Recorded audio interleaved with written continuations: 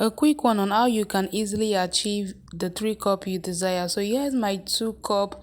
I've gone ahead to secure them together with a masking tape, and as you can see, I've gone ahead to draw out the desired shape for the 3rd cup. That's the upper part, which I'm slashing right now. So that part I just slashed will be my 1st cup, and I'm going ahead to open up the remaining 2 areas that are joined together just like that. So I've gone ahead to cut all the parts I need, and as you can see, this is it, the lower part and the upper part. So I'll just go ahead to label the upper part to be my number 1 and the lower part 2 and 3, just like that.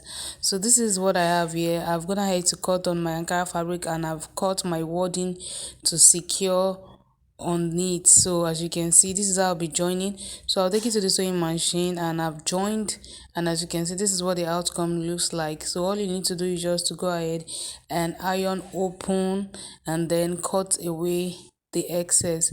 So as you can see, and what the next thing I want to do is to support my cup with my bra cup. So I'm gonna ahead to dart my bra cup the way I want, just to give it a push. As you can see, the difference between the one I've not darted and the one I've darted. So I'm gonna ahead to dart it just with half an inch, and I have that push I want. So the next thing I want to do is to go ahead and trim off the excesses I have inside my cup, so that when I lay my bra cup inside it, it will lay well. So all I need to do now is just to secure the bra cup to my handmade cup. So in doing that, I'll be using the hemming gum to secure the two together, and then I'll take it to the pressing iron just to secure.